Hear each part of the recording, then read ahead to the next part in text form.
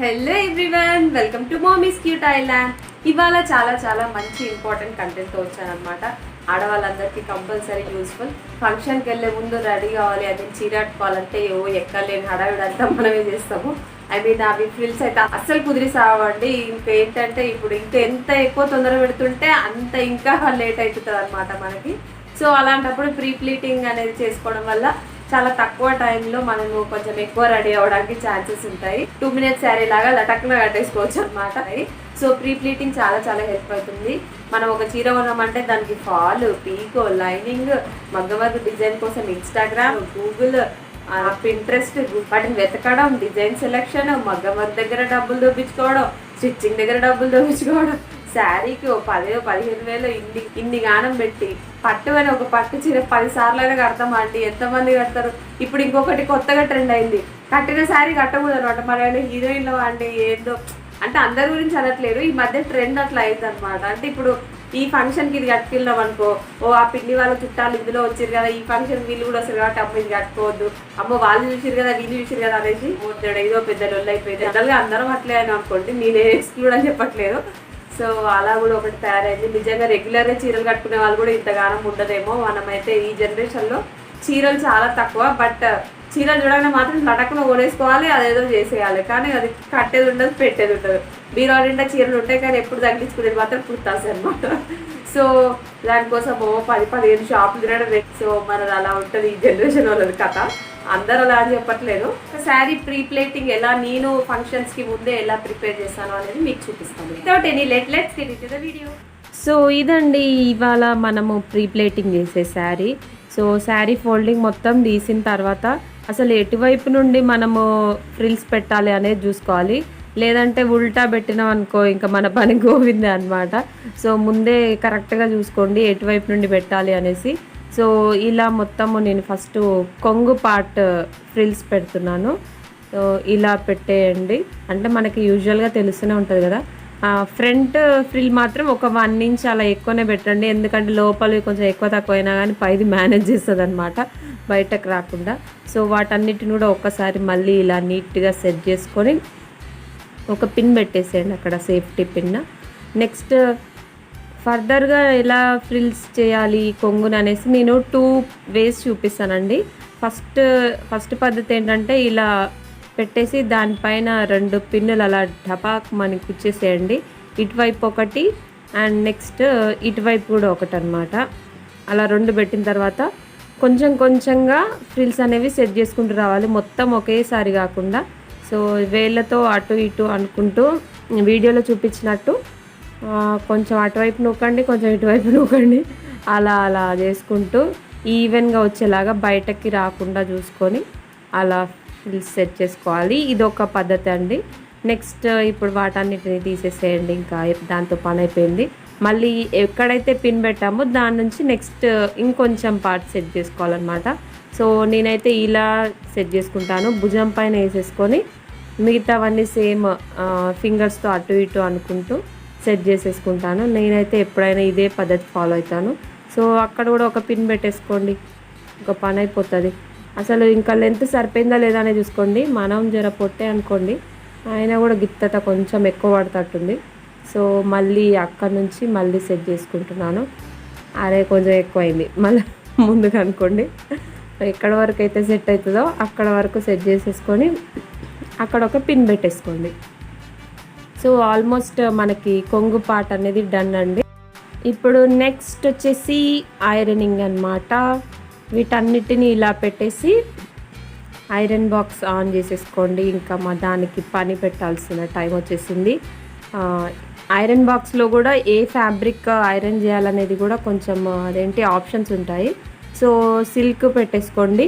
వచ్చాడరో దూసుకొచ్చాడరో వచ్చాడు మా బుజ్జి బంగారం ఇంకా డిస్టర్బ్ చేయడానికి. సో వాడికి బాబు చిట్టి అది ఐరన్ బాక్స్ కొంచెం దూరం కూర్చో అని చెప్పాను. సో కొంగు అనేది పెట్టేసామండి.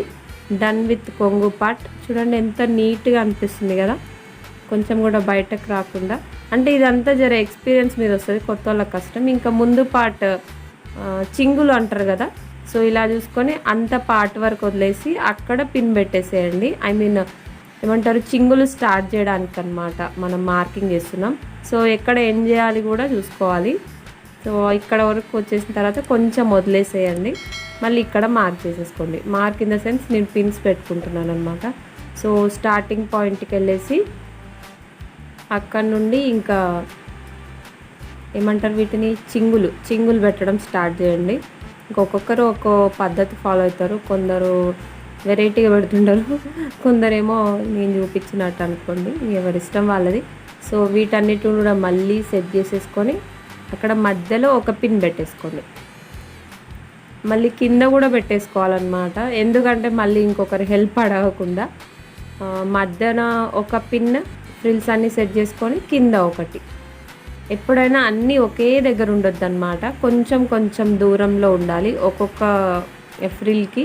అప్పుడు నడిచేటప్పుడు మంచిగా కనిపిస్తుంది. ఇలా అనమాట. అక్కడ కూడా ఒక పిన్ పెట్టేసేది. అండ్ నెక్స్ట్ వచ్చేసి కిందన ఎందుకంటే తర్వాత ఈ పిన్స్ అన్నీ తీసేసుకోవచ్చు అనుకోండి. కింద ఎందుకంటే కింద బాగా లేస్తుంటుంది కదా, మళ్ళీ వేరే వాళ్ళ హెల్ప్ అడగకుండా ఉండడానికి కోసం అనమాట.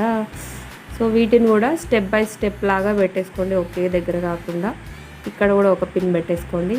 సో ఈ చింగులన్నిటిని కూడా మళ్ళీ ఒకసారి మనం ఐరన్ చేసేస్తే ఒక పని అయిపోతుంది అనమాట. ఒకసారి మా ఇంట్లో పెళ్ళి ఉండేయండి తెలిసిన వాళ్ళది, అది సాటర్డే అనమాట. అయితే ఆ రోజు మా హస్బెండ్ని అడిగాను, ఆ రోజు వెడ్నెస్డే పెళ్ళి ఎప్పుడు ఉండే అంటే, ఇంకేంది సాటర్డే కదా పెళ్ళి, ఇవాళ నుండి రెడీగా రాదు, సాటర్డే అవుతుంది ఆటోమేటిక్గా అంట. అట్లా ఉంటుంది ఇక, మనం రెడీ అయితే అంత టైం పడుతుంది అంట చూడండి ఇక మరి. సో డన్ విత్ చింగులు ఐరనింగ్. ఇక్కడ కూడా అయిపోయింది కదా. నెక్స్ట్ ఫ్రంట్ పార్ట్లో ఫ్రిల్స్ అనేవి సెట్ చేసుకొని ఐరన్ చేసుకోవాలన్నమాట. ఎందుకు మెయిన్ మనకు కనిపించేది అదే కదండి. ఈ ఫ్రిల్స్ అనేవి చాలా నీట్గా చేసేసుకోవాలి.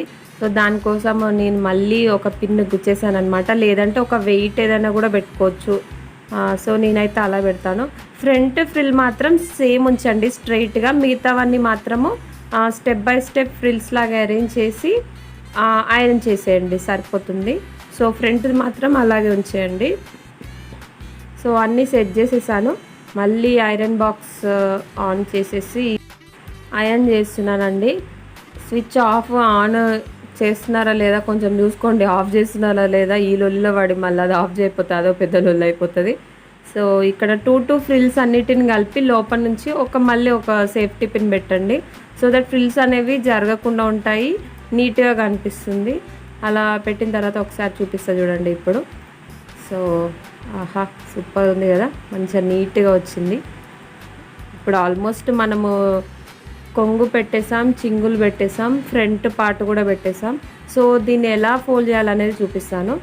శారీ మొత్తం ఉల్టా వేసేయండి, మొత్తం రివర్స్ వేసేయండి అనమాట. ఏమంటారు, కొంగు పార్ట్ ఏమో మనకు వస్తుంది, చింగుల పార్ట్ ఏమో అటువైపు వేసేయండి, మీకు అపోజిట్ వైపు. సో ఇలా పెట్టుకున్న తర్వాత కొంచెం ఫ్రంట్ పార్ట్ చెక్కే పార్ట్ ఉంటుంది కదా ఫ్రంట్, దాన్ని ఎలా ఫోల్డ్ చేసుకోవాలి ఇప్పుడు చూపిస్తాను. సో ఎక్స్ట్రా పార్ట్ ఉంటుంది కదా, దాన్ని ఒక ఫోల్డ్, నెక్స్ట్ వచ్చేసి ఇంకొక ఫోల్డ్ వేసేసి దీనిపైన పెట్టేసేయండి. సో అయిపోయింది కదా, ఇలా ఫ్రంట్ పార్ట్ అయితే అయిపోయింది. నెక్స్ట్ కొంగు పార్ట్ ఉంటుంది కదా, అది మీ భుజం పైన వేసేసుకోండి. ఇప్పుడు దీన్ని ఎలా ఫోల్డ్ చేసుకోవాలో చూపిస్తా. దీన్ని ఒక ఫోల్డ్ వేసేయండి ఫస్ట్. సో ఇలా నీట్గా ఫోల్డ్ వేసిన తర్వాత నెక్స్ట్ ఇలా అన్నమాట. ఇప్పుడు బార్డర్స్ అన్నీ లోపలికి ఫోల్డ్ చేసేసి మిగతా పార్ట్ ఉంటుంది కదా కొంగు పార్ట్, దాన్ని కూడా ఫోల్డ్ చేసేసి